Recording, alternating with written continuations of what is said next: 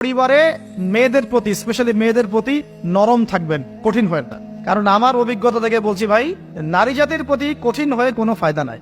যত কঠিন হবেন তত সমস্যা। আর এই ব্যাপারে আপনার চেয়ে আমার অভিজ্ঞতা এক ধাপ বেশি, মাত্র এক ধাপ। পরিবারের আদর্শ হবে জান্নাতি আদর্শ। পরিবারের মধ্যে অনইসলামিক কোনো কালচার ঢুকতে দিবেন না। টিভিটা আছে না পরিবারে, আসার মেরেছে ভেঙে দিবে রেখে। যদিও বা টিভির চেয়ে ডেঞ্জারাস জিনিস এখন আমাদের হাতেই থাকে। টিভি তো তাও মানুষ সবাই একসাথে বসে দেখতো, যে যার মতো দেখতে পারতো না। একটা নাটক সিনেমা দেখলেও সবাই মিলে দেখতে হতো। তো এখন তো ফোন, সবার ঘরে ঘরে একটা পৃথিবী, সবাই ঘরে ঘরে যে যার মতো দেখছে আর কি। আর টিভি ভাঙে আর কি করবে, বাদ দেন, থাক। টিভি ভাঙে কি করবে? আচ্ছা, আর পরিবারে পর্দা থাকতে হবে।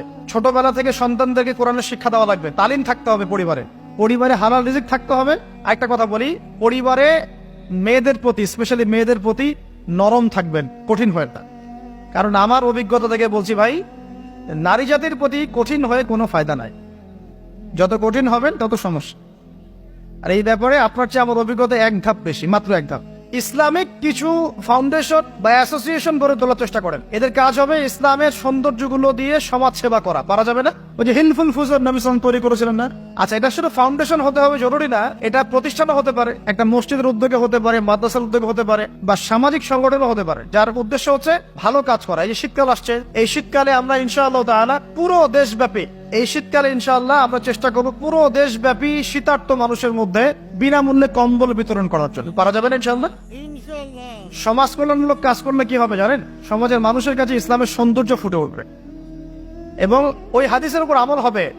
যদি আপনি কোন মুসলিম ভাইয়ের একটা কষ্ট দূর করে দেন, আল্লাহ পাক আপনার একটা কষ্ট দূর করে দেবেন ইনশাআল্লাহ।